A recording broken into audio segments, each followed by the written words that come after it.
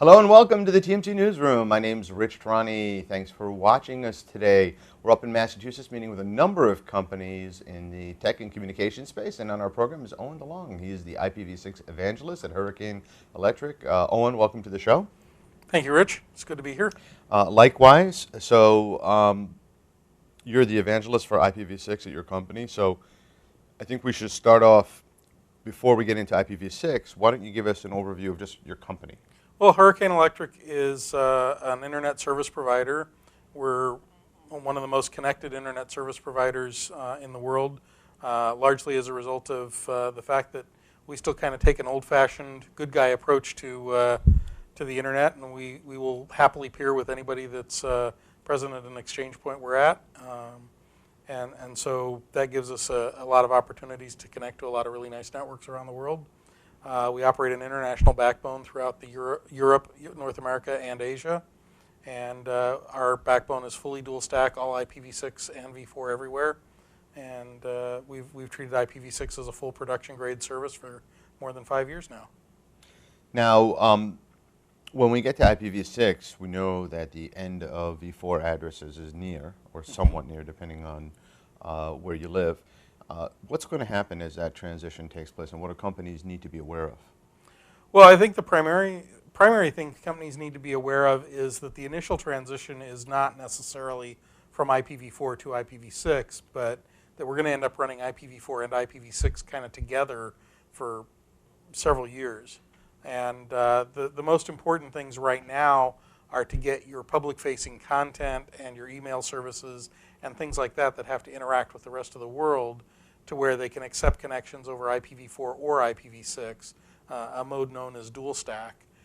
And then we can start looking at, bringing IPv6 further into the enterprise, into the desktops, and, getting rid of the need to run things like NAT and whatnot as we go along and start to actually really reap some of the real benefits of IPv6. Now, one of the biggest challenges that I've been told is going to happen is from companies that are running their websites in v4 and are relying on gateways at carriers to deal with translation to v6 and not necessarily being aware of how the performance is being affected of their website based upon the different ISPs around the world. Is that something that should be a big concern? It's definitely something you want to give some thought to. As you're maintaining your website, there is going to be a monotonically increasing number of users that are coming to your website via IPv6. And if you're depending on carrier-grade NAT and other translators operating at the end-user side of that equation, you are potentially going to be providing a degraded user experience compared to your competitor's website that is IPv6 native. So it definitely behooves you, I think, to deploy native IPv6 capabilities on your websites and on your other public-facing services as early as possible. Now, what would be some of the reasons that companies aren't going to v6?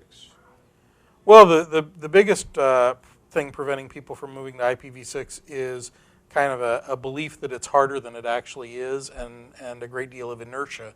There's always that other higher priority available to you to do if you're looking for it. So, with the limited resources and the perception that it's not an immediate critical need, everybody driving to the 10Q every quarter looks at, well, what generates more revenue this quarter, and IPv6 is more like buying insurance. It doesn't really generate more revenue. It just keeps you in business, and if you think about it, until you see that your first disaster, you might assume that you can put off buying insurance. But everybody's seen enough disasters that we understand we need insurance.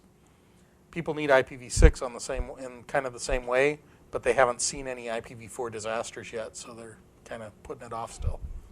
So as there are more press reports, that could change? Yeah, I think it is starting to change. I think we are seeing a turning of the corner and an uptick in IPv6 adoption. I think World IPv6 Day moved us forward a pretty substantial leap, and I think that things have continued to accelerate since then.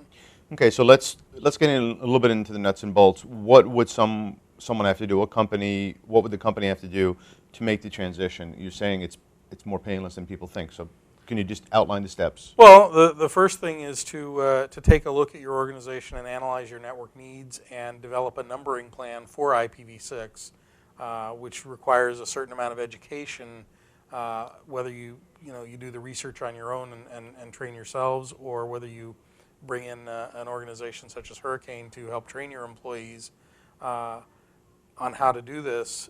There's a very different planning paradigm for IPv6 where we have plenty of addresses and we don't have to count individual hosts and size each individual subnet to the number of hosts we expect to be on it, and God forbid we guess wrong and end up having to reallocate things and renumber stuff.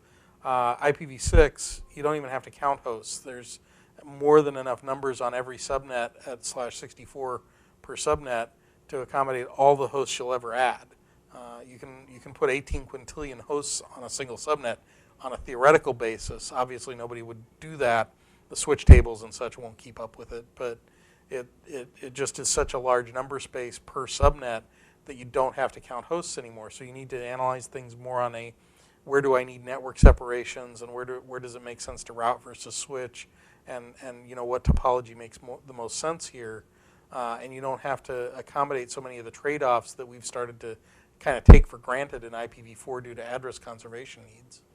But a lot of the hardware within an organization is going to need to be upgraded, right? Firmware is going to have to be upgraded, some switches thrown out. It depends on how old your stuff is. I mean, remember, IPv6 started getting developed almost 20 years ago. And so most of the switches that have been built in the last 5 to 10 years actually have the ability to do IPv6. Okay, that's good news. Most of the routers are already IPv6 ready, and even a lot of the firewalls and other appliances are starting to have IPv6 on them over the last 3 or 4 years. So you may need to replace some hardware, but the newer your hardware is, the less hardware you're going to have to replace. And if you start, looking at v6 seriously now, you may still be able to do most of it as part of your regular technology refresh. Certainly, if you'd started looking at v6 seriously 2, 3, or 4 years ago, you would have been able to plan a v6 migration that entirely incorporated into your normal hardware refresh cycle. Great. So what's next for you on your road to evangelism of IPv6? Well, we've got an ISOC joint training program coming up in Hong Kong in a couple of weeks, and so I'll be there on the 20th and 21st of December doing an IPv6 certification class, co-teaching it with ISOC Hong Kong.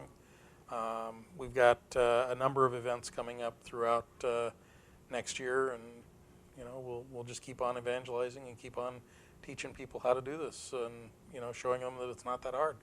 Fantastic. Thanks for being here today. Thank you, Rich.